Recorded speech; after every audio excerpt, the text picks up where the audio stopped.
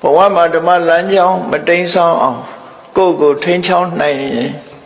လူတော်လူကောင်းလို့ခေါ်ရမှာဖြစ်တယ်ကြီးပွားတိုးတက်တဲ့ပုဂ္ဂိုလ်တွေဟာဓမ္မလမ်းကြောင်းမတိမ်ဆောင်းစေပဲကိုယ့်ကိုထိန်းချောင်းသွားတဲ့ပုဂ္ဂိုလ်တွေသာဖြစ်တယ်ကိုယ့်ကိုမထိန်းချောင်းနိုင်လို့ရှင်ဘဝခရီးကြီးဟာဖြောင့်မြူးမှာမဟုတ်ဘူးစဉ်းစားကြည့်ပေါ့highway လမ်းမကြီးပေါ်မှာကားမောင်းနေတာတောင်ကရွေးစိုက်မမောင်းဘူးနော်တတိလွတ်သွားပြီဆိုလို့ရှင်တိမ်ဆောင်းသွားလို့ထိန်းချောင်းမှုလွတ်သွားတာနဲ့တပြိုင်နက်အသက်ပါဆုံးရှုံးသွားကြတာဒီအများကြီးအဲ့တော့ရှင်တစ်ခုကိုမထိန်းချောင်းနိုင်လို့တိမ်ဆောင်းသွားလို့ခံရရင်ဒီတဘဝပဲဖြစ်တယ်ဓမ္မလမ်းကြောင်းကိုမထိန်းချောင်းနိုင်လို့တိမ်ဆောင်းသွားမယ်ဆိုလို့ရှိရင်တန်တရားတစ်ခုလုံးမှာဒုက္ခရောက်သွားနိုင်တယ်ဘဝမှာအချိန်ချင်းတွေ့ရမယ်ဆင်းရဲဒုက္ခတွေအဲ့ဒီအခြေအနေတွေကိုမြတ်စွာဘုရားဟောပြောဆုံးမထားတာဖြစ်တယ်အဲ့တော့ဒေသနာတော်လေးတစ်ပုဒ်ကိုနားကြည့်လိုက်ဒီမှာဟောထားတဲ့ဒေသနာတော်ထဲမှာဓိသောဓိတံယန္တံကရိယာဓိသောဆိုတာလူဆိုးတယောက်လူဆိုးဆိုတာအကောင်းမလုပ်ဘူးအမြဲတမ်းဆိုးဖို့တွေးနေတာဖြစ်တယ်စာပေမှာတော့တခိုးလို့ဘာသာပြန်တယ်နော်တခိုးလို့ဘာသာပြန်တာအဲ့တော့လူဆိုးလို့ဘာသာပြန်တာပို့ကောင်းတယ်တခိုးကခိုးယုံခိုးတာမျိုးဖြစ်တတ်သေးတယ်ခါလေဓိသောဓိတံယန္တံကရိယာခိုးတတ်တဲ့အကျင့်ဆိုးတဲ့လူဆိုးတယောက်ဟာအလားတူလူဆိုးတယောက်ကိုတွေ့ပြီဆိုရင်ဒုက္ခပေးတဲ့အလုပ်ကိုလုပ်မှာပဲလေလူဆိုးဟာလူဆိုးတယောက်ပေါ်မှာညှတာတယ်ဆိုတာမရှိဘူးကိုယ်ကလက်ဥအောင်ပဲလောက်ကြတပ်ဖြတ်ကြမှာဖြစ်တယ်အဲ့တော့လူဆိုးတယောက်ကလူဆိုးတယောက်နဲ့ကြုံတွေ့တဲ့အခါမှာလှုပ်လိုက်လို့အခြေအနေဆိုးသွားတာတဲ့ပို့ပြီးအခြေအနေဆိုးနိုင်တာကကိုယ့်ရင်ထဲနှလုံးထဲမှာဖြစ်တဲ့ကိုယ်စိတ်ကိုမထိန်းနိုင်တဲ့ထိန်းကြောင်းမှုလွတ်သွားတဲ့စိတ်ကပိုဆိုးအောင်လုပ်နိုင်တယ်လို့သူတို့ပြောတာလူဆိုးတယောက်ကလူဆိုးတယောက်ကိုဒုက္ခပေးတာတဲ့ကိုယ့်ရင်ထဲနှလုံးထဲမှာဖြစ်လို့ဖြစ်တဲ့ကိုယ်စိတ်ကမကောင်းတဲ့စိတ်ကပို့ပြီးတော့ဒုက္ခပေးနိုင်တယ်လူဆိုးတယောက်ကလူဆိုးတယောက်ကိုဒုက္ခပေးရင်တဘဝပဲပေးလို့ရတယ်နောက်ဘဝအထိလိုက်ပေးလို့မရဘူးအေးရင်နဲ့နှလုံးထဲမှာဖြစ်တဲ့စိတ်ဆိုးစိတ်မိုက်ကတော့ဒီဘဝရင်ဒုက္ခပေးမှာမဟုတ်ဘူးဘဝဆက်တိုင်းလိုက်ပြီးတော့ဒုက္ခပေးမှာလို့မြတ်စွာဘုရားဒီလိုဟောလို့ရင်ဖြစ်တယ်နော်ဓိသောဓိတံယန္တံကရိယာတဲ့သူလှုပ်ရှားလို့မှာပဲလေလူဆိုးတယောက်ကလူဆိုးတယောက်ကိုလှုပ်ချင်တာလှုပ်ဆိုးတဲ့အလုပ်တွေဒုက္ခပေးတဲ့အလုပ်တွေသူလှုပ်ချင်လုပ်မယ်နောက်ဥပမာတစ်ခုပေးတာတော့ဝေရီဝါပဏဝေရိနာရန်သူတယောက်ကရန်သူနှစ်ယောက်ဆုံနေဆိုရင်အဲ့ဒီရန်သူဟာအပြန်အလှန်ရန်သူဖြစ်သည့်အတွက်ကြောင့်ရန်သူတယောက်ကရန်သူတယောက်ကိုဆုံတွေ့တဲ့အခါမှာဒုက္ခပေးတာလို့ဒုက္ခပေးတာတဲ့ပို့ပြီးတော့စိတ်ဆိုးစိတ်မိုက်ကပို့ပြီးတော့ဒုက္ခပေးနိုင်တယ်လို့သူတို့ပြောတာနော်အဲ့တော့လူဆိုးတယောက်ကလူဆိုးတယောက်ကိုဒုက္ခပေးတာရဲ့ရန်သူတယောက်ကရန်သူတယောက်ကိုဒုက္ခပေးတာရဲ့အဲ့ဒီဒုက္ခပေးမှုနှစ်ခုတည်းပို့ပြီးတော့ဆိုးအောင်ဒုက္ခပေးနိုင်တာကတော့မိမိတို့အသီးသီးရင်ထဲမှာဖြစ်နေကြတယ်အကုသိုလ်စိတ်ဆိုးစိတ်မိုက်တွေသာလင်းဖြစ်တယ်ဒါတတိထားဖို့ပြောတာနော်မိစ္ဆာပနိဟိတံစိတ်တံပါပိယောနံတတောကရေလူဆိုးတယောက်ကလူဆိုးတယောက်ကိုဒုက္ခပေးထားတဲ့ပိုဆိုးအောင်ဒုက္ခပေးနိုင်တာကမိစ္ဆာပနိဟိတံလို့ခေါ်တဲ့ဒီစိတ်ဆိုးစိတ်မိုက်တာလည်းဖြစ်တယ်ရန်သူတယောက်ကရန်သူတယောက်ကိုဒုက္ခပေးထားတဲ့ပိုဆိုးတဲ့ဒုက္ခကိုပေးနိုင်တာမိစ္ဆာပနိဟိတလို့ခေါ်တဲ့ဒီဓမ္မ လမ်းကြောင်းတိမ်ဆောင်သွားစေတတ်တဲ့စိတ်ပဲဖြစ်တယ်အထိန်ကြောင်းလွတ်သွားတဲ့စိတ်ဟာအဲ့ဒီတည်းပို့ပြီးဒုက္ခရောက်စေတယ်လို့ဒါမြတ်စွာဘုရားဟောလို့တဲ့အထိပ္ပယ်စဉ်းစားကြည့်မယ်ဆိုလို့ရှိရင်ရန်သူဆိုတာနှမျိုးရှိတယ်လို့ပြောဘာလဲဆိုရင်အတွင်းရန်နဲ့အပြင်ရန်အပြင်ဘက်ကကိုယ်ဒုက္ခပေးမဲ့ရန်သူကိုယ်စိတ်ထဲမှာဖြစ်နေတဲ့ရန်သူနှစ်ခုရှိတယ်ဥပမာပဲဆိုတော့ရှင်တဲ့နှလုံးထဲမှာဖြစ်နေတဲ့အကုသိုလ်စိတ်တွေကလည်းကိုယ်ရန်သူတွေပဲသို့တော့အဲ့ဒါကိုလူတွေကရန်သူလို့သိမထင်ဘူးအပြင်ဘက်ကမတည့်တဲ့လူကိုပဲရန်သူလို့ထင်ကိုယ်ရင်ထဲမှာဖြစ်နေတဲ့လောဘတွေဒေါသတွေမောဟတွေအိတ်တာတွေမစ္စရိယတွေဆိုတဲ့စိတ်ဆိုးစိတ်မိုက်တွေဟာဓမ္မလမ်းကြောင်းဖြင့်ထိန်းချောင်းနိုင်ခြင်းမရှိတဲ့စိတ်ဆိုးစိတ်မိုက်တွေဟာပြင်မကရန်သူတယောက်ဒုက္ခပေးတာတဲ့ပို့အစပေါင်းများစွာပို့ပြီးဒုက္ခပေးနိုင်တယ်လို့သူတို့ပြောတာနော်အစပေါင်းများစွာဒုက္ခပို့ပြီးတော့ပေးနေပြင်မရန်သူဆိုတာဒုက္ခပေးလို့ရှိရင်ဘဝတစ်ခုပဲဒုက္ခပေးနိုင်တဘဝပဲဒုက္ခပေးမှာဖြစ်တယ်နောက်ဆုံးမှသူဒုက္ခပေးလို့အသက်ဆုံးသွားရရင်တဘဝပဲအသက်ဆုံးမယ်နောက်ဘဝထိအောင်သူလိုက်ပြီးတော့ဒုက္ခမပေးဘူးသို့တော့ကိုယ်ရင်နဲ့နှလုံးထဲမှာဖြစ်နေတဲ့လောဘဒေါသမောဟဆိုတဲ့အကုသိုလ်စိတ်ဆိုးစိတ်မိုက်တွေဟာတော့လောဘနဲ့သိလောဘလွှမ်းမိုးတဲ့အခါမှာဒီဘဝကသိလိုက်တာနဲ့ပြိတ္တာဘုံပို့ပြလိုက်တယ်ဒေါသနဲ့လွှမ်းမိုးထားတဲ့ဒေါသလွှမ်းမိုးထားတဲ့စိတ်ဆိုင်စိတ်မိုက်ကမျက်စိလေးနှလုံးမိတ်ပြီးဒီဘဝအသက်ဆုံးသွားတဲ့ငရဲဘုံပို့ပလိုက်တယ်မောဟဆိုတဲ့လှုပ်တဲ့နာနဲ့မလှုပ်တဲ့နာမသိတယ်ဘာမှရင်လှုပ်တယ်အမှန်တရားကိုမသိတဲ့မောဟလွှမ်းမိုးထားတဲ့စိတ်ဆိုးစိတ်မိုက်ကမျက်စိနှလုံးမိတ်သေဆုံးတာနဲ့တပြိုင်နက်တိရစ္ဆာန်ဘဝပို့ပလိုက်တယ်တိရစ္ဆာန်ဘဝဆိုတာမောဟလွှမ်းမိုးနေတယ်ဘုံဘဝမျိုးပဲပြိတ္တာဆိုတာအမြဲတမ်းဆာလောင်နေတာကိုလောဘဖြစ်နေတယ်အမြဲတမ်းလောဘလွှမ်းမိုးထားသည့်အတွက်ကြောင့်တက်တဲ့အငတ်ထားတဲ့ပုံစံမျိုးဖြစ်တယ်ပေါ့လောဘကြီးအောင်ဆိုပြီးတော့ဒုက္ခပေးထားတဲ့သဘောငရဲဘုံဆိုတာလုံးဝညှင်းဆဲနှိပ်စက်မှုကိုခံနေရတဲ့ဒေါသကြီးအောင်ဆိုပြီးဒေါသကနေပြီးတော့ဒေါသနဲ့အတူတဲ့ငရဲမီးတွေနှိပ်စက်မဲ့ငရဲထိန်နေဝိုင်းအောင်နေတဲ့နေရာဌာနတစ်ခုပို့ပလိုက်တာဖြစ်တယ်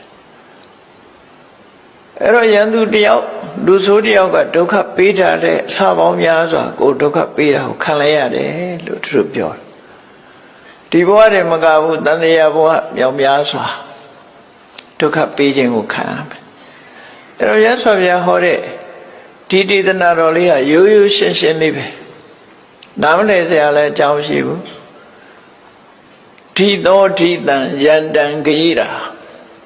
လူဆိုးတယောက်ကလူဆိုးတယောက်ကိုလုံနိုင်တာတဲ့ဝေရိဝါပနဝေရိနာယန္တုတယောက်ကမိမိယန္တုပေါ်မှာလုံနိုင်တာတဲ့မိစ္ဆာပဏိဟိတံစိတ်တံစိတ်ဆိုးစိတ်မိုက်ကလောဘဒေါသမောဟတွေလွှမ်းမိုးနေတဲ့စိတ်ဆိုးစိတ်မိုက်ကပါပိယောနံတတောကရေအဲ့ဒီလူဆိုးကဒုက္ခပေးတာတဲ့ယန္တုကဒုက္ခပေးတာတဲ့ပို့လို့ပို့ပြီးတော့ဆိုးအောင်ဒုက္ခပေးနိုင်တယ်လို့ဒီလိုဆိုတဲ့စကားပဲနော်အဲ့တော့ဒီဒေသနာတော်လေးဖြစ်ပေါ်လာပုံလေးကိုပြောအောင်မြတ်စွာဘုရားတာဝတိမြို့မှာတရင်သုံးတဲ့အချိန်တာဝတိမြို့မှာပစ္စည်းဥစ္စာကျွဲဝချမ်းသာတဲ့အနာရဝိတထေကြီးရှိတယ်အဲ့ဒီအနာရဝိတထေကြီးရဲ့စီးပွားရေးကိုကြည့်မယ်ဆိုလို့ရှိရင်အိန္ဒိယနိုင်ငံရှေးခေတ်ကတထေးတွေဟာလယ်ယာစိုက်ပျိုးမှုလည်းလုပ်တယ်နွားမွေးမြူမှုကိုလည်းလုပ်တယ်ပေါ့အသာတစားတဲ့ဟာမျိုးမဟုတ်ဘူးနှိုးစားနွားမတွေမွေးတယ်နွားမွေးမြူတွေလုပ်တယ်အနာရဝိတထေးကြီးရဲ့နွားခြံကိုထိမ့်သိမ်းဆော့ရှော့တဲ့ နာရဝိန္ဒထေးရဲ့နွားအုပ်ကြီးကိုအကောင်မောင်းမလို့ဆိုတာတော့အများကြီးဖြစ်မှာပေါ့နော်ဝိသခာရဲ့နွားအုပ်ကအရေးအတွက်တော့မရှိဘူး6မိုင်လောက်လမ်းပေါ်မှာအပြည့်သွားနေတဲ့နွားအုပ်သူ့နွားအုပ်ကြီးလွတ်လိုက်မယ်ဆိုရင်6မိုင်လောက်လမ်းပြည့်ပခုံးချင်းထိပြီးသွားနေတဲ့နွားအုပ်အကောင်နဲ့ပြောတာမဟုတ်ဘူးနော်မိဘကဒီအိမ်တော်ရဲ့သားချပေးတဲ့အခါမှာပေးလိုက်တဲ့နွားအုပ်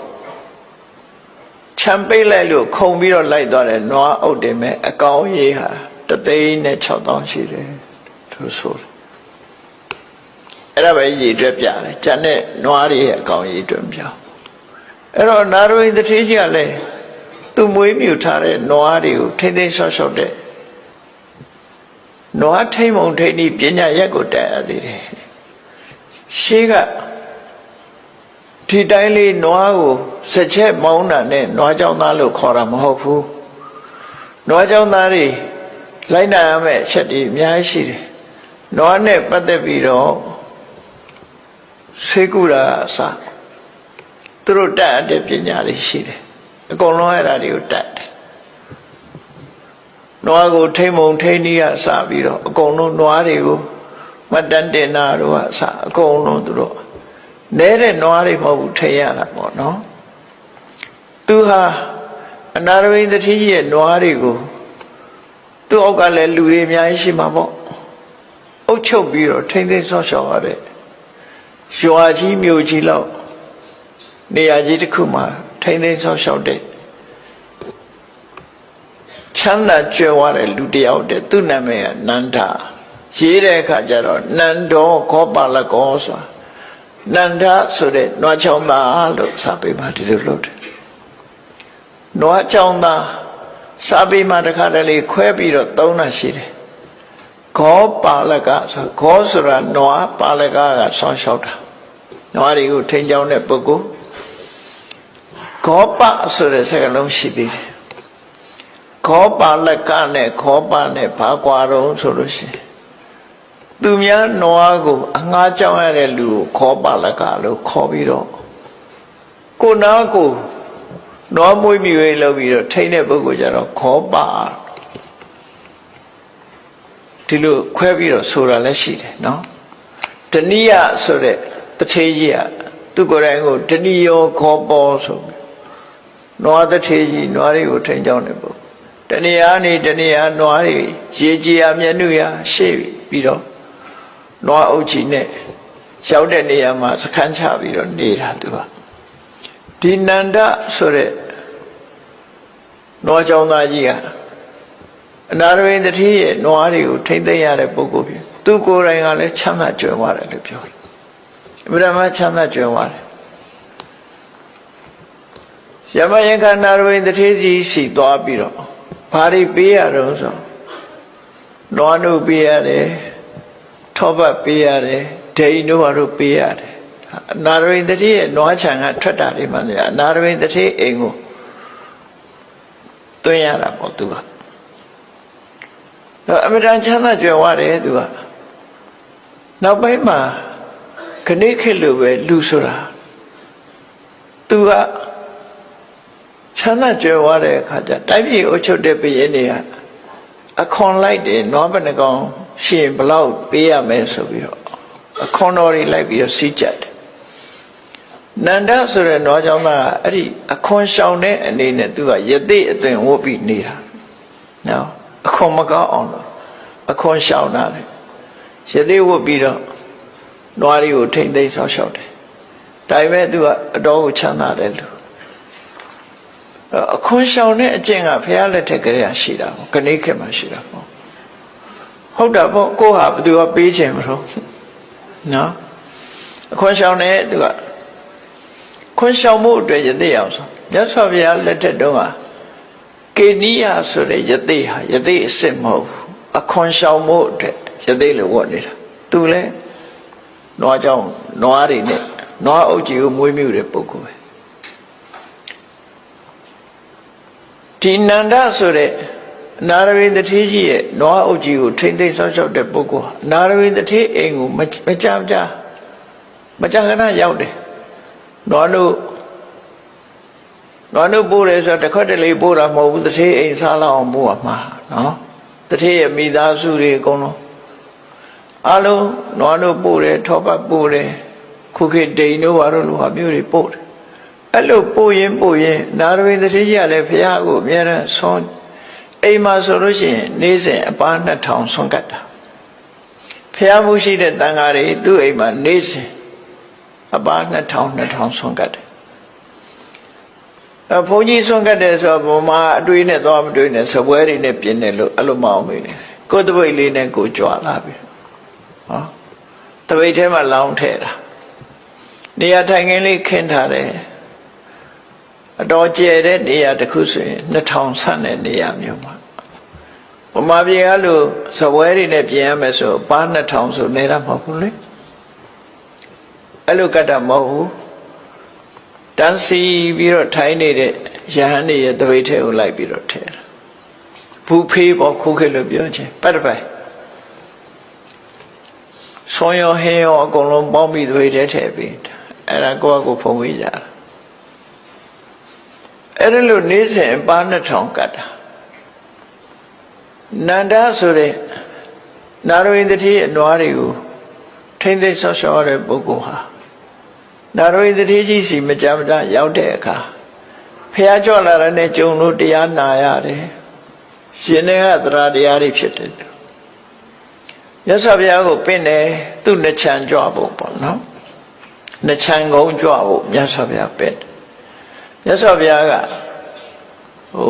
ရုပ်တရက်မကြွဘူးဘာကြောင့်မကြွတော့ဆိုရင်ဖះဆိုတာသူစီကြွရင်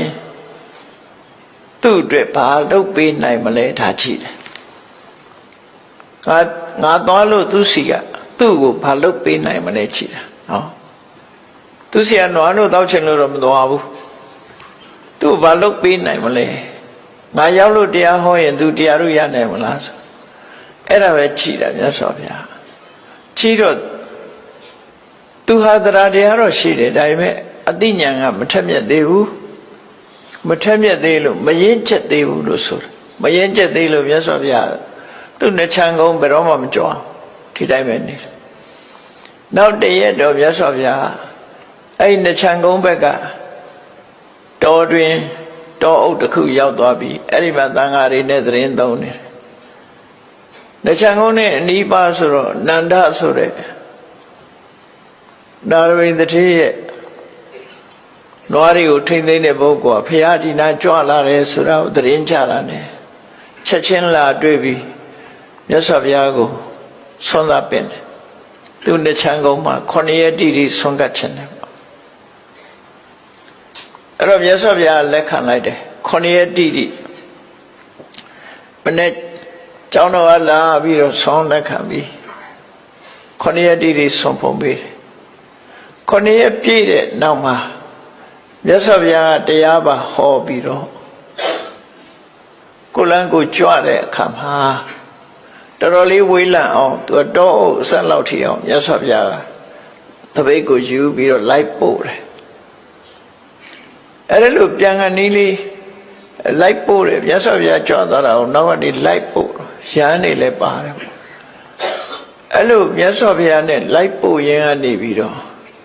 အပြန်တနေရာရောက်တယ်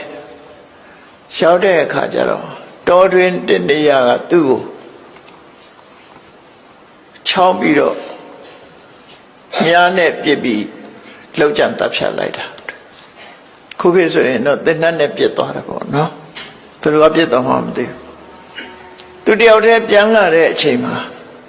မြားနဲ့ပြစ်တာလှုပ်ကြံတပ်ဖြတ်ပြီးလမ်းမှာပဲလဲကျပြီးသိဆုံးတယ်အဲ့ဒါနဲ့ပတ်သက်ပြီးယဟန်တွေကမြတ်စွာဘုရားရှောက်တယ်9ရက်တိဆွမ်းကတ်သွားတဲ့နန္ဒဆိုတဲ့ဥပဒကဟာခုလိုမြတ်စွာဘုရားနဲ့လိုက်ပို့ပြီးအပြန်မှာချောင်းမြောင်းပြီးလှုပ်ကြံခံလိုက်ရတယ်မို့တယ်တော့ပေါ်ကြမှာပေါ့မှာပေါ့နော်ပေါ်တယ်လည်းမသိဘူးမပေါ်ဘူးလည်းမသိဘူးတတ်ခံလိုက်ရတာတော့တတ်ခံလိုက်ရတယ် အဲ့ဒီမှာမြတ်စွာဘုရားကဒီတရားကိုဟောတာပဲနော်သူလုံးချံတပ်ဖြတ်တာဟာအတိတ်ဘဝတုန်းကသူလုပ်ခဲ့တဲ့အလုပ်တွေသူပြန်ရတဲ့သဘောပေါ့သို့တော်ယဟန်တွေကသူဘာဖြစ်လို့အခုလိုလုံးချံတပ်ဖြတ်ခြင်းခံရတယ်လဲဆိုတာဘယ်ကိုယ်တော်ကမှမလျှောက်ထားနဲ့မြတ်စွာဘုရားကဘယ်တော့မှမလုပ်ခဲ့တယ်ဆိုတာတော့မပြောဘူးဟောမတော်ဘူးဟောမတော်တာမေးမှဟောတာမြတ်စွာဘုရားဒါကြောင့်မို့အဲ့ဒါတော့မသိလိုက်ရဘူးပေါ့သို့တော့မှန်းဆပြီးတော့ကြည့်လို့ရတယ်သူဟာရန်သူတယောက်ကိုတစ်ချိန်လုံးကသူလှုပ်ချံတပ်ပြတ်ခဲ့တယ်တော့မဟုတ်သူလူဆိုးဘဝကတခြားလူဆိုးတယောက်ကိုလှုပ်ချံတပ်ဖြတ်ခဲ့တယ်အဲ့ဒီလှုပ်ချံတပ်ဖြတ်တာကြောင့်မလို့ဒီဘဝမှာလည်းသူဟာလှုပ်ချံတပ်ဖြတ်ခြင်းခံရတယ်လို့ကိုလှုပ်ခဲ့တဲ့မကောင်းမှုအကုသိုလ်ကံဟာကိုယ်စီပြန်ရောက်တယ်ဆိုတာဖူပရင်ဆိုတဲ့လက်နဲ့သဘောမျိုးပဲနော်ပြစ်တဲ့လူစီဒီလက်နဲ့ကြီးပြန်ရောက်လာအဲ့ဒါလိုပဲမကောင်းမှုအကုသိုလ်အကျိုးတရားဆိုတာလှုပ်တဲ့လူစီပြန်ရောက်လာတယ်လို့သူဆိုလိုတယ်ပေါ့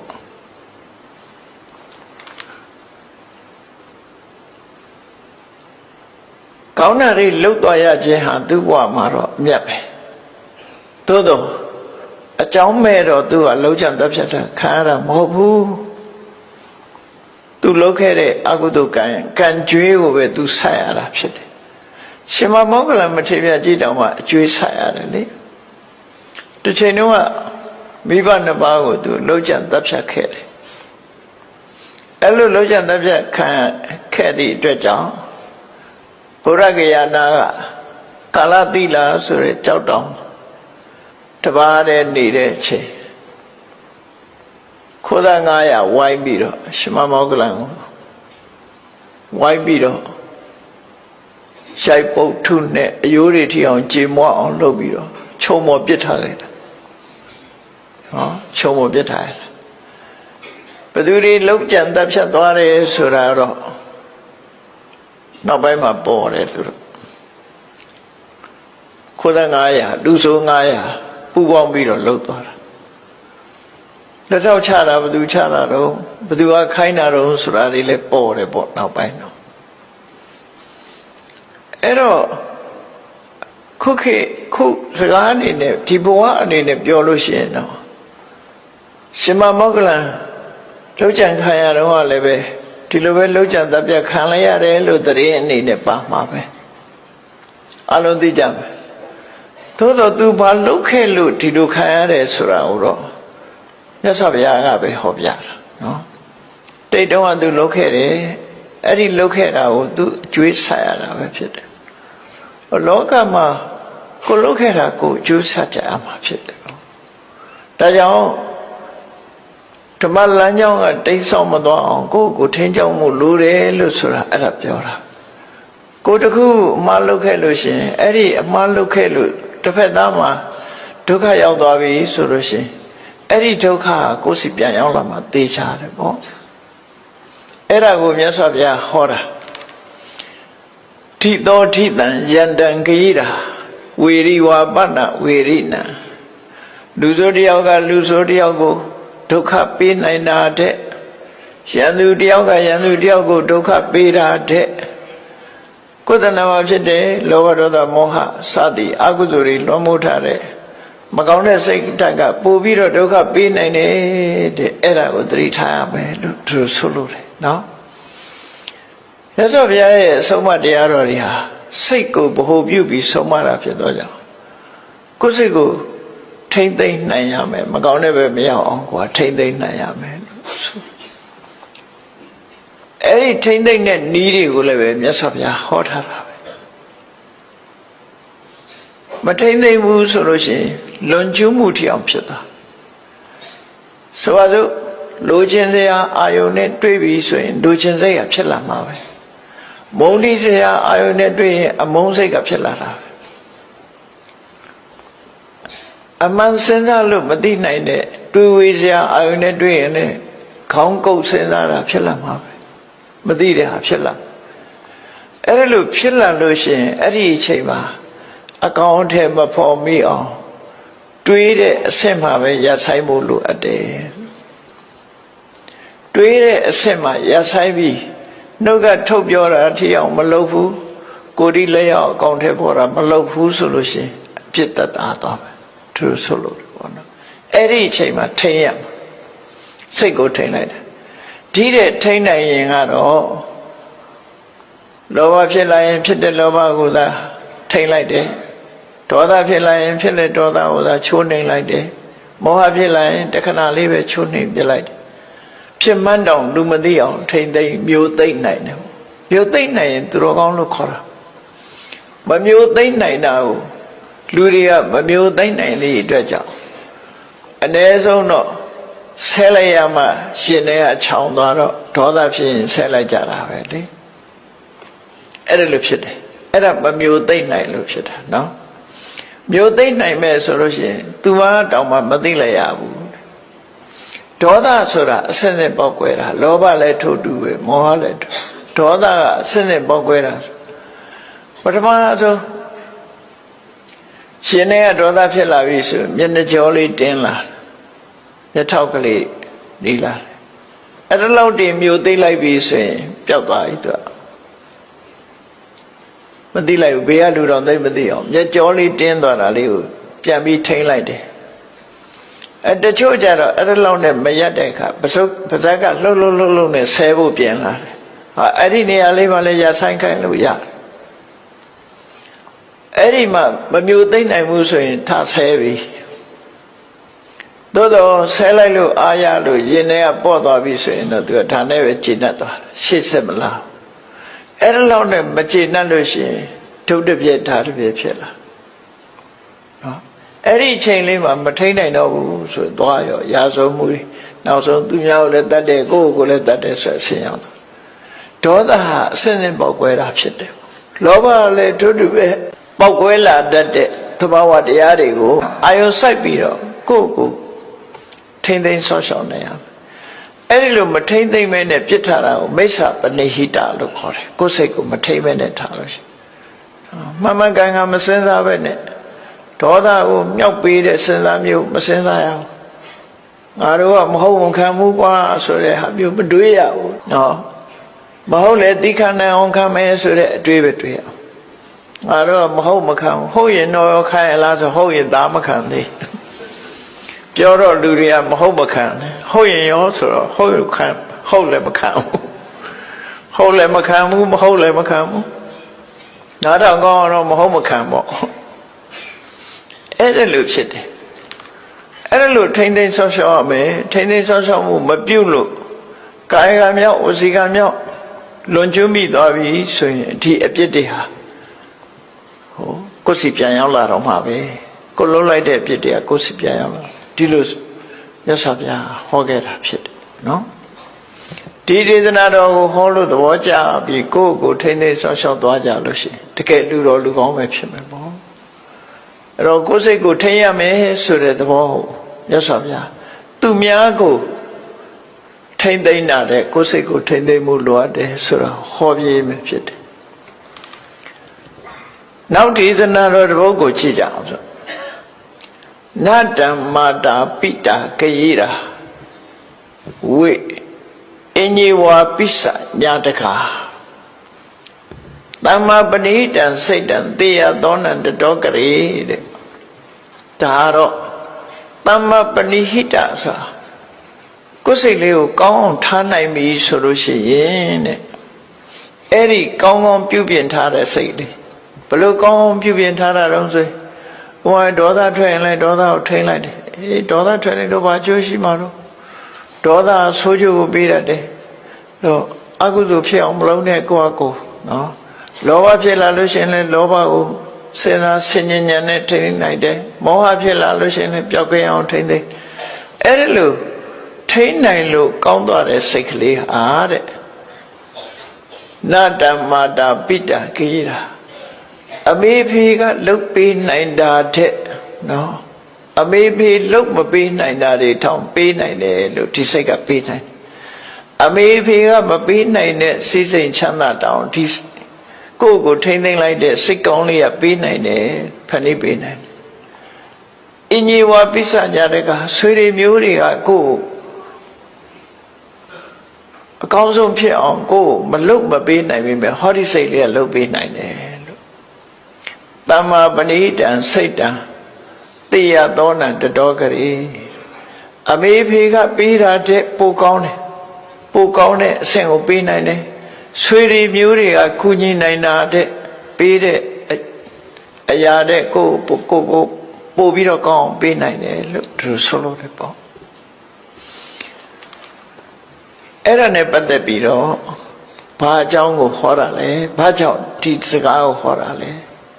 ဒီကထာလေးရဲ့ဓမ္မရတ္တကိုနားလည်ထားဖို့နော်ရသော်ပြပြောတဲ့စကားခေါ်ကြတဲ့ဆုံးမတာလေးကိုနားလည်ထားဖို့တမ္မာပဏိဟိတဆိုတဲ့စိတ်ရဲ့တန်ဖိုးကိုမြတ်စွာဘုရားဟောတယ်နော်အမေဖေလုံးမပေးတာတောင်အမေဖေလုံးမပေးတာလုံးမပေးနိုင်တာတောင်ဒီစိတ်ကလုံးပေးနိုင်ဆွေတွေမျိုးတွေမကူညီနိုင်တဲ့အရာတောင်သူကကူညီပေးနိုင်တယ်လို့ဆိုလိုတယ်အဲ့တော့ဒီတရားကိုမြတ်စွာဘုရားဟောတာအကြောင်းတစ်ခုကြောင့်ဟောတာပဲဖြစ်တယ်ဘာလဲလို့ဆိုလို့ရှိရင်ဒီဇလန်းထဲမှာလည်းအဆိုးလည်းပါတယ်အကောင်းလည်းပါတယ်ဒီဇလန်းလေးဖြစ်ပေါ်လာပုံလေးကဘာတော့ဆိုရင်တောဝတိမျိုးနဲ့အလှမ်းกว่าတဲ့နေရမှာသောရိယဆိုတဲ့မြို့လေးတစ်မြို့ရှိတယ်အဲ့ဒီမြို့မှာသောရိယဆိုတာတထေသားတယောက်ရှိတယ်တငယ်ချင်းအပေါင်းအသင်းတွေနဲ့ရေချိုးမလို့ရှင်းတော့ကတော့ရေချိုးတယ်ဆိုတာမြစ်သွားချိုးကြတာများတယ်ဒီကနေ့ခေတ်လို့ကိုယ့်ရင်ကိုယ်မှာရေချိုးကနေနဲ့ချိုးတာမဟုတ်ဘူးမြစ်ထဲမှာရှေကူးကြတယ်ရေကစားကြတယ်မြစ်ကိုသွားချိုးတာဝိသခါတို့လည်းမြစ်ချိုးတာပဲအကုန်လုံးမြစ်ချိုးကြတာတထေးတွေဘုရားယဟန္တာတွေလည်းအကုန်မြစ်မှာသွားချိုးကြတာပဲရှေချိုးပြီးဆိုရင်နော်တခါတော့ကဘုရားယဟန္တာတွေမကဘူးရာဇဂိုပြည်ကဗိမိသာရမင်းကြီးတောင်မြစ်သွားရေချိုးတာရှင်မင်းနေတောင်မြစ်သွားချိုးတာနော်မြစ်သွားချိုးတာတခါတော့ကယဟန်တွေကမြစ်မှာရေချိုးနေကြတယ်အတော်နဲ့မပြီးဘူးရေစိန်ချိုးနေကြတယ်ပူတဲ့ချိန်ဖြစ်လေဗေမိသာရမင်းကြီးကလည်းပဲကိုရံတော်တွေနဲ့လာပြီးရေချိုးလို့ရဟန်းတွေမပြီးသေးလို့စောင့်နေဟောချိုးတဲ့အချိန်ကလည်းပဲနေ့လည်ပိုင်းကနေညနေပိုင်းအထိချိုးတာကိုတော်တွေကအတော်နဲ့ဘယင်းလာလာမှန်းသိရတဲ့နဲ့အတော်နဲ့မပြီးဘူးမပြီးတော့ဆိုင်းနေရကိုတော်တွေပြီးတော့အချိန်ကတော်တော်လေးနောက်ကျသွားတယ်ဗေမိသာရမင်းကြီးကကိုတော်တွေပြီးမှရေချိုးတဲ့အခါကျတော့ဘယင်းမဲဖြစ်ဖြစ်မြို့တကားပိတ်ချင်ရောက်ရင်ချောင်းဆိုပိတ်သွားမြို့တကားရဲ့ဖွင့်ခွင့်မရှိဘူးအဲ့ဒါတကယ်မှုမှာအာနာအပြည့်ပေးထားဖြစ်တယ်ဘယ်သူမှဖွင့်မပေးဘူးအဲ့ဒါနဲ့ဗေမိသာရမင်းကြီးကပြင်ပမှာစခန်းချရတယ်အဲ့ဒီနေညရေချိုးနောက်ကြပြီနန်းတော့ပြန်ဝင်လို့မရမနဲ့စောကြီးဖះရှိသွားတော့ဖះကဘယ်လိုလဲစောကြီးရောက်လာပါလားဆိုသူမနေ့ကလည်းရေချိုးထွက်လာတာရဟန်းတန်ဃာတွေရေချိုးနေတာတွေ့တော့သူကစောင့်ရင်းနဲ့မိုးချုပ်သွားတော့မြို့ပြန်လို့မရဘူးဒါကြောင့်ဆိုရဆိုမြတ်စွာဘုရားကိုရော်လေးခေါ်ပြီးဆုံးမတယ်နော်ဆုံးမပြီးတော့သိက္ခာပုဒ်တစ်ခုပြညတ်လိုက်တယ်ဒီပူတဲ့အိုက်တဲ့အချိန်မှာနော်တစ်ပတ်နှစ်ပတ်အတွင်းကိုရေမချိုးရဘူးဆိုပြီးယဟန်တွေကိုရေမချိုးရဘူးဆိုပြီးတော့သိက္ခာပုဒ်ပြညတ်တာနော်အဲ့ဒါလို့နှစ်ပတ်မှတစ်ခါလောက်ရေချိုးရမယ်ဟာမျိုးမြတ်စွာဘုရားပြညတ်လိုက်တာအဲ့ဒါနဲ့ယဟန်တွေကနေ့စဉ်ရေချိုးလို့မရတော့သို့တော့မြမပြည်ကကိုတော်တွေဘာကြောင့်ချိုးတော့ဆိုဗမာပြည်အတွက်ကအထူးမစ္စည်းမဒေသမှာသာပြညတ်ပြီးတော့မစ္စည်းမဒေသရဲ့အပြင်ဘက်ကဒေသတွေမှာကြတော့ရှေးကြိုက်သလောက်ချိုးဝင်ပေးထားတယ်ဒါဝိနည်းသိက္ခာပေါ်မှာပါတာနော်ဝိနည်းသိက္ခာပေါ်မှာပါတာမစ္စည်းမဒေသမှာဆိုရင်မချိုးရဘူးတဲ့အဲ့သိက္ခာပေါ်ရှိတယ်အဲ့တော့ဒီမှာရေသွားချိုးတဲ့အခါသောရိယတထေသားရေသွားချိုးတော့ မြို့ပြင်ထွက်မြစ်စိတ်လာအဲ့ဒီမှာရှင်မကိစ္ဆနာဆိုတာပုံနာမျိုးရှုပ်ကအမတမချောတဲ့အသားလေးကဝါဝင်းနေနော်နာရန်လေးကတွဲယောက်ျားချောတာပေါ့နေမှာပါနော်ယောက်ျားချောဖို့မိန်းမချောတာဖြစ်ခေါင်းဖြစ်လေအလွန်ချောတဲ့အခါကျတော့အဲ့သောရိယတထေသာရှင်မကိစ္ဆနာကိုကြည့်ပြီဒီကိုတော့အသားရည်လေးကလှလိုက်တာနော်ငါမိမဒီအသားရည်မျိုးရရင်ကောင်းလိုက်မှာသို့မဟုတ်ဒီကိုတော့ရင်လည်းငါမိမဖြစ်ခေါင်းပါစိတ်ထဲကဖြစ်သွားတယ်နော်စိတ်ထဲတော့ပြစ်မှားမိလိုက်တာအဲ့ဒီလိုလဲပြစ်မှားမိလိုက်ရောဟိုကယဟန္တာပုဂ္ဂိုလ်ကြီးနေစိတ်ဆိုးစိတ်မိုက်ကအခုချက်ချင်းယဟန္တာပုဂ္ဂိုလ်ဆိုတော့အဲ့ဒီလိုလဲတွေးလိုက်တာဆုံးလဲဆုံးသွားရောသူကပုံပြောင်းသွားတဲ့ခါတယ်အမျိုးသားနဲ့ချက်ချင်းအမျိုးသမီးဖြစ်သွား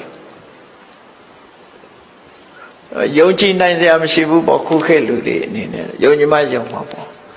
ချက်ချင်းလိန်ပြောင်းသွားတယ်လို့ခေါ်တယ်ချက်ချင်းအမျိုးသမီးဖြစ်သွားတယ်သူကြည့်လိုက်တဲ့အခါကျသူ့ကိုသူကြည့်ပြီးတော့ရှက်တော့တငယ်ချင်းတွေကလည်းသူ့ကိုမမှတ်မိကြတော့ချက်ချင်းအမျိုးသမီးရုပ်ဖြစ်သွားတဲ့အခါသူကစကားပြောရင်ကနေပြီးတော့လစ်သွားတော့တာနော်ဟိုလူတွေကလည်းတထေးသာခုနဒီနေ့ရှိပါဘယ်ပြောက်သွားပါလဲနော်ကလေးမတယောက်ရောက်လာတယ်တထေးသာပြောက်သွားပြီသူတို့မျက်စိအောင်အဲ့တထေးသာကကလေးမလေးဖြစ်သွားအဲ့တော့ချက်ချင်းသူကလည်းခြေရဖြောက်ပြီးတော့လမ်းကြောင်းတစ်ခုကနေပြီးတော့ရှက်လို့ထွက်ပြေးသွားတဲ့အခါသူလမ်းသွားတဲ့နေရာမှာလှဲကုံတဲ့တစုကလှဲမောင်းပြီးသွားတာတွေ့တယ်ဒါနဲ့လှဲကုံတဲ့ရဲ့နောက်ကနေလိုက်သွားအဲ့ဒီလဲတွေကဘယ်သွားတာတော့ဆိုတက္ကသိုလ်ပြည်ကိုသွားကြမှာအယောင်းဝယ်နဲ့သွားတာသူအဲ့ဒီနောက်ကနေလိုက်သွားညောင်းလာတဲ့အခါကျတော့သူ့လက်စွပ်ကလေးကိုပေးပြီးတော့လှဲခပေးပြီးတော့အဲ့လှဲရင်တစ်ခုပေါ်မှာသူတက်စီပြီးလိုက်သွားကြလိုက်တော့ဆက်စုတဲ့ကောင်တွေမေးတာပေါ့ကလေးမပဲသွားမလို့လဲဘသူလဲနဲ့မေးတဲ့အခါကျရှင်တို့ကိုလဲကိုမောင်းသူ့ကိုမမေးနဲ့ပေါ့ဆိုပြီးသူလိုက်သွား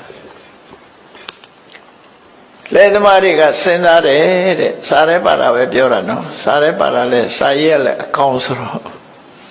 ဒီကလေးမလေးကချောလေးဒီငါတို့တက္ကသိုလ်ပြည်ကတထေးသားကလည်းလူပြိုကြီးပဲရှိသေးတယ်ဟာငါတို့တထေးသားနဲ့တော်တယ်ပေါ့ဒီကလေးမလေးငါတို့တထေးသားနဲ့တော်တယ်ဆိုပြီးတော့တင်းခေါ်သွားပြီတထေးသားစီပို့လိုက်ကြတာသူတို့ကလှမ်းပြီးတော့သတင်းပို့တယ်တယ်လီဖုန်းနဲ့ဆက်တာတော့မဟုတ်တော့ဘူးသတင်းပို့တယ်ဒီကလေးမလေးတယောက်ချောလေးလမ်းမှာတွေ့လို့သူတို့ခေါ်လာတယ်ပေါ့လေတထေးသားနဲ့လိုက်ဖက်တယ်ဆိုပြီးတထေးသားရှိပို့ပြီးတထေးသားနဲ့ဟိုဘက်ကျမှအိမ်အောင်ကြတက္ကသိုလ်ပြည်မှာအိမ်အောင်ကြသူနေတဲ့မြို့မှာလည်းပဲသူကအိမ်အောင်ရှိတယ်အိမ်အောင်ရှိတော့အဲ့ဒီမှာကလေး2ယောက်ရှိတယ်သားလေး2ယောက်ရှိတယ်တက္ကသိုလ်ပြည်ရောက်လာတော့သူကအမျိုးသမီးဖြစ်နေတက္ကသိုလ်ကတထေးသားနဲ့တွေ့တဲ့အခါသူကအဲ့ဒီမှာအိမ်အောင်တစ်ခါကြတော့ကလေး2ယောက်ဝေဖွားပြန်အလုံး4ယောက်ရှိသွားသူကလေးအဲ့ဒီလိုနေရင်ကနေနှစ်ထန်းကကြာတူတူသွားတဲ့လူတွေကဟာဘယ်သွားလိုက်တာပါလိဘယ်ပြောက်သွားပါလိခုနဒီနားမှာရှိပါတယ်ငါတို့နဲ့တူတူလာတာပဲရေချိုးပြီးပြန်သွားတာနေမှာပါဆိုပြီးရှာလို့မရတော့အိမ်ပြန်ညာအိမ်ရောက်တဲ့အခါကျတော့ရေချိုးပြီးပြန်သွားတယ်လို့မှတ်တာပဲဆိုလူပြောက်ကမိဘတွေကစိတ်ပူလိုက်ရှာကြဘယ်မှမတွေ့တော့အင်းဒါသေသွားတာရေနစ်ပြီးသေတယ်လို့ပဲထင်ကြတယ်သူတို့ရှုပ်ကပြောင်းသွားတော့မသိကြတော့ဘူးလေသူကသူသာသိတာအဲ့ဒါနဲ့ရေနစ်သေးသွားတာနေပါပဲဆိုပြီးတော့မိဘတွေကအမြတ်တမ်းတွေပါတွေဝေကုသကောင်းမှုတွေပြုပြီးမြတ်ဝေလိုက်ကြတယ်သူကတော့တက္ကသိုလ်ပြေရောက်ပြီးတော့တထေးကတော့ဖြစ်တယ်အဲ့ဒါလို့သားသမီး2ယောက်ရောက်တဲ့အချိန်လေးမှာ အဲ့ဒီသောရိယကကုံတယ်တွေသူတငယ်ချင်းကုံတယ်တွေကဒီကိုရောက်လာကြဗျာတက္ကသိုလ်ကိုရောက်လာသူကလေသာပြေတိုင်းကနေရက်ကြည့်လိုက်တဲ့အခါသူတငယ်ချင်းသူမှတ်မိတော့သူအိမ်ကအမျိုးသမီးအစေပါးတွေကိုလွတ်ပြီးတဲ့အခါကျခေါ်ခိုင်းပြီးတော့ဝကြိုးငယ်ပြုတ်တရင်တနည်းကြီးသူကကျွေးရမွေးဟိုလူတွေကမှမှတ်မိဘူးသူကပဲမှတ်မိတယ်ဘယ်မှတ်မိမှာတော့သူကဟိုတုန်းကတထေသားအခုကအမျိုးသမီးဖြစ်တာမမှတ်မိအေးအဝတ်တွေပြုတ်ပြီးတဲ့အခါကျစကားထိုင်ပြောကြစကားထိုင်ပြောတော့ဟိုလူတွေကအံ့ဩပြီးမေးတာပေါ့ခင်ဗျားကျွန်တော်တို့ကိုသိသလားလို့ဆိုသိပါတယ်တရင်တနည်းကြီးဘယ်မှာသိတာတုံးနဲ့စကားဆက်မိလို့ပြောရင်ကနေသူကမေးတယ်အဲ့တော်ရရမှာတထေးကြီးဥပဒုပဲဝါနေကောင်းလာမေးတယ်နောက်တထေးသားသူတို့မှသားတစ်ယောက်ရှိတယ်အဲ့သူရောဘယ်လိုတော့ဆိုမေးလိုက်တဲ့အခါကျမမေးပါနဲ့သူ့အကြောင်းတော့မေးတယ်ငါတို့နဲ့တူတူရေချိုးသွားတာနေပျောက်သွားလိုက်တာဘယ်ရောက်သွားမှန်းကိုမသိတော့ဘူးပေါ့နော်မမှတ်မိကြတော့ငါတို့နဲ့ရေချိုးတူတူသွားရင်ကနေပျောက်သွားတာရေထဲနစ်သွားတယ်ထမတယ်သူ့မိဘတွေကတော့အမြတ်တမ်းပေးဝေတာတွေလှုပ်ပြီးသွားပြီပေါ့ဆိုတော့အဲ့ဒီပျောက်သွားတယ်ဆိုတဲ့တထေသားဟာငါပဲတဲ့နော်မတော်ရအောင်မပြောနဲ့လေဟိုကတထေသားခမရကအမျိုးသားကမဟုတ်တာအမျိုးသမီးဆိုမဟုတ်ဘူးဆိုပြီးတော့ရှင်းပြတယ်ရှင်ကစီအဲ့တော့တွေးလိုက်ကြလားမင်းတို့ရဟန်းတော်တစ်ပါးရုပ်ချောလာတာတွေးလိုက်လားတွေးတယ်အဲ့မှာငါစိတ်ကအလိုဖြစ်လိုက်တဲ့အချိန်ငါဟာရုပ်ချင်းပုံပြောင်းသွားတော့မင်းတို့ငါ့ကိုမမှတ်မိတာဖြစ်နေအဲ့ဒီအချိန်မှာငါရှက်လို့တဲ့သူထွက်လာခဲ့တာလို့ဟောအဲ့ဒါဆိုလို့ရှိရင်ရှင်မကစီကဒီမျိုးမှာရှိနေတာပဲအဲ့ဒါဆိုလို့ရှိရင်သူ့ကိုကြောဝန်ချလိုက်လို့ရှိရင်ဖြစ်ပါလေအဲ့ဒါသူ့ကိုတောင်းပန်ပြီးပြီလားဆိုမတောင်းပန်ရသေးဘူးတဲ့ဟာဒါဖြင့်တောင်းပန်မယ်စီစဉ်မယ်ဆိုပြီးတော့ရှင်မကစီထံအဲ့ဒီဧည့်သည်တထေသားတကယ်ချင်းကသွားပြီးတော့ဆွမ်းသာပင့်အိမ်ရောက်ဆုံးမကပ်ပြီးတဲ့အခါကျတော့ရှင်မကစီကိုအဲ့ဒီတော်ရလာတဲ့တထေသားကနေပြီးတထေရဲ့တငယ်ချင်းကနေပြီးတော့ရှောက်တယ်ရှင်ဗျာတဲ့ဟောဒီတထေကြောဟာရှင်ဗျာကိုတွေးလို့တော်ရနာမရှင်ဗျာကြွလာတော့အရှင်ဗျာအပေါ်မှာခုလိုစိတ်နဲ့ပြမမိခဲ့ပူပါတယ်တဲ့အဲ့ဒီပြမမိလို့သူဟာအခုလိုဘဝရောက်လာတာရှင်ဗျာသူ့ကိုသိခံခွင့်လွတ်တော်မူပါလို့တောင်းပန်ဝင်ချလိုက်တဲ့အခါရှင်မကြီးကတိခမရဲလို့ပြောလိုက်တာနဲ့တပြိုင်နက်နှခမ်းမွေးနေပါလေပြန်ဖြစ်သွားအဲ့ဒါလိုပဲဖြစ်မှာပေါ့နော်နှခမ်းမွေးတွေမိုးစိမ်မွေးတွေနဲ့ပြန်ဖြစ်သွားဇလန်ကအဲ့လိုအဲ့ဒီကြတော့ဒီဟာရုပ်ရှင်ရရင်တိတ်ကောင်းမှာပေါ့နော်သူကတရုပ်ဆောင်တာလဲပြည်ပြင်းလုံးအားချီတယ်အဲ့ဒီမှာယောက်ျားလည်းပြန်ဖြစ်သွားရောဒီတက္ကသိုလ်ကသူ့ရဲ့အမျိုးသားတထေသားနှစ်ယောက်စလုံးတငယ်ချင်းလို့ဖြစ်သွားတော့ဒီမှာပဲဆက်နေပါပေါ့မထူပါဘူးသူနဲ့အကြောင်းပြုပြီးရထားတဲ့ကလေးလေးနှစ်ယောက်ရှိသူကအဲ့ဒါဘယ်လိုပြောတော့ဆိုလူဘွားကြီးတော့မင်းငါလည်းစဉ်းစားကြည့်တဲ့ငါဟာလူဘဝရလာတာအမျိုးသားဖြစ်လိုက်အမျိုးသမီးဖြစ်လိုက်နဲ့ပြီးတော့အမျိုးသားပြန်ဖြစ်လိုက်နဲ့ဆိုငါဘဝဟာရှက်စရာတွေအရှက်တွေကုန်ပြီပေါ့လေငါဟာလူဘဝမှာဆက်မနေဘူးရဟန်းဟောတော့မှဖြစ်တယ်ဒီသားလေးနှစ်ယောက်မင်းတောင်းအောင်မယ်မိမဲ့ထင်းထင်းဆောင်းရှောက်တော့ဆိုသူသားလေးတွေဖက်ပြီးခေါင်းကိုနမ်းပြီးတဲ့အခါမှာအနန္ထားခဲ့ပြီရှင်မကစီထံမှာသင်္ကန်းဝတ်လိုက်တာရံပြုတ်သွားတယ်ပေါ့အဲ့ဒီချိန်မှာနော်အဲ့တော့ဘဝဟာတော်တော်ကိုစမ်းကြဲတဲ့ဘဝမျိုး ခြုံတွေးရတာဖြစ်တယ်အဲ့ဒါလိုရောဖြစ်နိုင်သလားလို့ဆိုဖြစ်နိုင်တယ်ပေါ့နော်တာမန်အနေထားတယောက်တော့မှမြတ်စွာဘုရားဟောတဲ့ရှိခေတ္တလိမ်ပြောင်းတယ်ဆိုတာရှိတယ်အဲ့နေရင်ကနေပြီးတော့ရဟန်းတော်တစ်ပါးဟာလိမ်ပြောင်းသွားတယ်မနေ့မိုးလင်းတဲ့အခါကျတော့အမျိုးသားဘဝနဲ့အမျိုးသမီးဖြစ်သွားတယ်အဲ့ကြတော့ဘိက္ခုနီတွေစီသွားနေရတယ်သူဟာအရင်တော့ဘိက္ခုတွေစီမရခံအဲ့ပြဿနာပေါ်လာတဲ့အခါမြတ်စွာဘုရားဆုံးမပေးတယ်ဆုံးဖြတ်ပေးတယ်ပေါ့အေးထပ်ပြီးတော့ယဟန်ခံကြမလို့ဘူး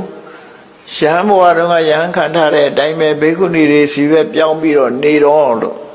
အဲ့လိုခွင့်ပေးဘူးတယ်ဘိက္ခုကလည်းဘိက္ခုနီဖြစ်သွားတာပဲနော်လိမ်ပြောင်းသွားတာမျိုးတွေဖြစ်တတ်တယ်တဲ့ဒီသတိသားကတော့အမျိုးသားဘဝနဲ့အမျိုးသမီးဖြစ်တောင်းပန်လိုက်တဲ့အခါကျတော့အမျိုးသမီးဘဝနဲ့အမျိုးသားပြန်ဖြစ်ဒီလိုပြန်ဖြစ်တာလောကကြီးဟာလူရဲ့စိတ်ကြောင့်ပြောင်းလဲမှုတွေဆိုတာဖြစ်နိုင်တယ်ဆိုတဲ့အကြောင်းအမျိုးသားတန်တရားမှာတော့အမျိုးသားကြီးပဲဖြစ်ဖူးတယ်အမျိုးသမီးမဖြစ်ဖူးဘူးဆိုတော့လူမရှိဘူးတဲ့အမျိုးသမီးကြီးပဲဖြစ်ပြီးအမျိုးသားမဖြစ်ဘူးဆိုတာလည်းမရှိဘူးအဲ့တော့အမျိုးသားလည်းဖြစ်ဖူးကြတယ်အမျိုးသမီးလည်းဖြစ်ဖူးတယ်ဒီလိုရှိတယ်ဒါဖြင့်ဘာကြောင့်ဒီအမျိုးသားဖြစ်ပါလေနဲ့ဘာကြောင့်အမျိုးသမီးဘဝရောက်တယ်လဲဆိုလို့ရှိရင်အိမ်တော်ကြီးဖောက်ပြန်တဲ့လူတွေဟာအမျိုးသမီးဘဝရောက်သွားတတ်တယ်တို့ဆိုလို့တယ်နော်အဲ့လောက်ဆိုသဘောပေါက်ပြီအိမ်တော်ကြီးဖောက်ပြန်တဲ့လူတွေဟာအမျိုးသမီးဖြစ်သွားနိုင်တယ်ရှင်အနန္ဒမထေရဟာရွှေပရိသတ်ဘဝမှာအိမ်တော်ကြီးဖောက်ပြန်မှုတွေသူတော်ဘာရဲ့အိမ်တော်နေနဲ့လွန်ကျူးမှုတွေလုပ်သည့်အတွက်ကြောင့်ပရဒ္ဓရကံလို့ခေါ်တယ်ပေါ့သူတော်ဘာတာမယာနဲ့ပြစ်မှားတဲ့ပုဂ္ဂိုလ်ဟာရှင်အနန္ဒကိုယ်တိုင်ကတန်တရားထဲမှာဒီပြစ်မှုကိုကျူးလွန်ခဲ့ဘူးတယ်ကျူးလွန်ခဲ့သည့်အတွက်ကြောင့်ငရဲကြတယ်ငရဲကြပြီးငရဲလွတ်လာတဲ့အခါမှာအမျိုးသမီးဘဝ14ဘဝဖြစ်ခဲ့တယ်နော်ရှင်အနန္ဒအမျိုးသမီးဘဝ14ကခုနှစ်ဘဝကြတော့အမျိုးသားဖြစ်တဲ့အခါမှာတင်းကွက်ချင်းခံရတယ်သူဆိုလို့အဲ့လိုဒုက္ခပေးတာခါအမျိုးသမီးတွေကရောအမျိုးသားဖြစ်ခွင့်မရှိဘူးလားဆိုဖြစ်ခွင့်ရှိတယ်အမျိုးသမီးတွေကအမျိုးသားဖြစ်ချင်တယ်ဆိုလို့ရှိရင်တဲ့အမျိုးသမီးဘဝစိတ်ကုန်တာဖြစ်ရမယ်အမျိုးသားဖြစ်ချင်တဲ့ဆန္ဒရှိရမယ်ရှိပြီးတော့ကုသိုလ်ကောင်းမှုလုပ်ပြီးတော့ဆုတောင်းမယ်ဆိုရင်အမျိုးသားဖြစ်တယ်ဒီလိုဆိုလို့တနည်းအားဖြင့်လဲကိုယ်မှအိမ်တော်ရှိတယ်ဆိုလို့ရှိရင်အိမ်တော်ဘက်အမျိုးသားအပေါ်မှာရိုးရိုးသေးသေးဆက်ဆံပြီးတော့ကုသိုလ်ကောင်းမှုလုပ်လို့ရှိရင်လည်းပဲအမျိုးသားဘဝရတယ်လို့စာရမဒီလိုရေးထားနော်မျိုးသားဘဝရတယ်လောကနိတိကျမ်းမှာလည်းပဲဒီတိုင်းဆိုထားတာလေးတွေရှိတယ်ပေါ့ရှေးခေတ်ကတော့လောကနိတိသင်ကြတယ်ပေါ့ခဏခေတ်မှာတော့မသင်အဲ့ဒါလို့မိမိရဲ့စိတ်ပေါ်မှာမူတည်ပြီးတော့ဖြစ်တာဖြစ်တယ်ပေါ့ကိုဖြစ်ချင်တာကိုဖြစ်လို့ရတာဟာကိုယ့်ရဲ့စိတ်ကောင်းနှလုံးကောင်းပေါ်မှာမူတည်ရင်အကောင်းဖြစ်နိုင်တယ်မကောင်းတဲ့စိတ်ကမကောင်းတဲ့ဘက်ကိုပို့နိုင်တယ်တဲ့ကောင်းတဲ့စိတ်နဲ့လုံးမယ်ဆိုရင်ကောင်းတာကိုပေးနိုင်အမေဖေတွေကချစ်လာပါတယ်ဆိုတဲ့သားသမီးကိုဝေကျေဒနာပေးနိုင်တယ်လုံလောက်ဝေကျေဒနာပေးနိုင်တယ်ချမ်းသာအောင်ထားနိုင်တယ်သို့တော့စကြဝဠာမင်းဘဝကိုသားသမီးကိုပေးလို့မရဘူးနတ်ပြည်ရောက်အောင်လည်းမလုပ်နိုင်ဘူးနိဗ္ဗာန်ရောက်အောင်လည်းလုပ်မပေးနိုင်ဘူးပညာတတ်ကြီးဖြစ်အောင်လည်းလုပ်မပေးနိုင်ဝိသခာရဲ့မိဘတွေဟာကြီးတက်နေအောင်ချမ်းသာတော့လည်းပဲပစ္စည်းဥစ္စာသာပေးနိုင်တာတခြားမပေးနိုင်ဘူးလို့ဆိုလို့အဲ့တော့မိဘတွေကလုပ်ပေးနိုင်တာအတိုင်းအတာတစ်ခုပဲဒါဖြင့်မိဘတွေတဲ့ပို့ပြီးတော့ကောင်းအောင်လုပ်ပေးနိုင်တာတော့ကိုယ့်ရင်ထဲနှလုံးထဲမှာဖြစ်တယ်စိတ်ကောင်းနှလုံးကောင်းပဲဖြစ်တယ်စိတ်ကောင်းနှလုံးကောင်းဆိုတာဘာတော့မေတ္တာနဲ့လွှမ်းခြုံထားတယ်နော် မေတ္တာနဲ့လွှမ်းခြုံထားတဲ့ကရုဏာနဲ့လွှမ်းခြုံထားတဲ့စိတ်မုဒိတာနဲ့လွှမ်းခြုံထားတဲ့စိတ်ဥပိ္ပခာနဲ့လွှမ်းခြုံထားတဲ့ပြမစိုးတရားတွေနဲ့လွှမ်းခြုံပြီးတတ္တာတို့အလောဘတို့အရောဓတို့အမောဟတို့ဆိုတဲ့မွန်မြတ်တဲ့စိတ်နှလုံးတွေကစိတ်နှလုံးတွေနဲ့လွှမ်းခြုံထားတဲ့သမ္မာပဏိတဆိုတဲ့ဓမ္မဖြင့်ထိန်းချောင်းထားတဲ့တိမ်ဆောင်မှုမရှိတဲ့စိတ်ကလေးကတော့အလုံးကိုလုပ်ပေးနိုင်တယ်လို့သူတို့ဆိုလို့တယ်ပေါ့နော်အကောင်းဟုသမျှနောက်ဆုံးမှနိဗ္ဗာန်ရအောင်လည်းလုပ်ပေးနိုင်တယ်မျိုးသမီးကမျိုးသားဖြစ်ခြင်းနဲ့ဆိုရင်ဒီစိတ်ကလုပ်ပေးနိုင်ဒီလိုဆိုလို့တယ်ပေါ့နော်ဘဝမှာအကောင်းဆုံးဆိုတာကိုရယူပေးနိုင်တာကိုယ့်ရင်ထဲမှာရှိတဲ့စိတ်ပဲဖြစ်တယ်ဘာကြောင့်စိတ်ကိုပြောတာလဲလို့ဆိုရင်ဒီစိတ်ကအခြေခံပြီးတော့သွားတာမို့စိတ်ကိုပြောတာလောကလူတွေဟာအကောင်းလုပ်တာလဲစိတ်ကရှေ့ဆောင်တယ်မကောင်းတာလုပ်ရင်လဲစိတ်ကရှေ့ဆောင်တာဖြစ်တယ်အဲ့တော့ကောင်းတာတွေရှေ့ဆောင်သွားတဲ့စိတ်ဒီကောင်းတာကိုဖော်ဆောင်ပေးနိုင်တော့မကောင်းတဲ့အရာတွေနဲ့ပူးပေါင်းပြီးရှေ့ဆောင်သွားတဲ့စိတ်ဒီမကောင်းတာတွေကိုဖော်ဆောင်သွားမှာဒါမှမဟုတ်မကောင်းကျိုးတွေကိုပေးနိုင်တယ်တဲ့အဲ့တော့ကောင်းကျိုးမကောင်းကျိုးပေးမှုဒီစိတ်နဲ့ပတ်သက်တယ်မိစ္ဆာပဏိဟိတစိတ်ဆိုတာမကောင်းတဲ့ဘက်မှာမကောင်းတဲ့အရာတွေလွှမ်းမိုးထားတဲ့စိတ်ကိုမိစ္ဆာပဏိဟိတစိတ်လို့ခေါ်တယ်ကောင်းတဲ့အရာတွေလွှမ်းမိုးထားတဲ့စိတ်ကသမ္မာပဏိဟိတစိတ်လို့ခေါ်တယ်မိစ္ဆာပဏိဟိတစိတ်သည်ရန်သူတယောက်လူဆိုးတယောက်ဒုက္ခပေးတာတဲ့ပို့ပြီးဒုက္ခပေးနိုင်တယ်သမ္မာပဏိဟိတလို့ဆိုတဲ့စိတ်ကောင်းနှလုံးကောင်းသည်မိဘဆွေမျိုးတွေလှုပ်ပေးနိုင်တာတဲ့ပို့ပြီးကောင်းအောင်လှုပ်ပေးနိုင်ပါတယ်လို့နောက်ဆုံးပြောရမယ်ဆိုရင်ယန္တာဖြစ်အောင်လဲဒီစိတ်ပဲဘိစိကဗုဒ္ဓဖြစ်အောင်လဲဒီစိတ်ပဲဖျားဖြစ်အောင်လဲဒီစိတ်ပဲတန်မြတ်ဥက္ကလွတ်ဖို့ရဆိုတာလေဒီသမ္မာပဏိတစိတ်ကိုယ်စိတ်ကိုကောင်းအောင်ထားနိုင်တဲ့အတိုင်းအတာတစ်ခုအရာအကျိုးကျေးဇူးတွေဟာရရှိကြမှာဖြစ်တယ်ဒါဟာဓမ္မပဒဒေသနာမှာမြတ်စွာဘုရားဟောထားတဲ့ဒေသနာတော်နှစ်ပုဒ်ရဲ့ဓမ္မရတပဲဖြစ်တယ်ပေါ့အဲ့ဒီဓမ္မရတကိုနာယူမှတ်သားပြီးမိမိတို့ဘဝမှာကိုယ်ရင်နဲ့နှလုံးထဲမှာရှိနေကြတဲ့ဒီစိတ်လေးကိုဓမ္မလမ်းကြောင်းတိမ်ဆောင်မသွားအောင်ထိန်ကြောင်ပြုပြင်ကြရမှာဖြစ်တယ်ဆိုတာကိုယ်စီသိရှိနားလည်ပြီးမြတ်ဗုဒ္ဓရဲ့အဆုံးအမတိုင်းကျင့်သုံးနေထိုင်နိုင်ကြပါစေကုန်သတည်း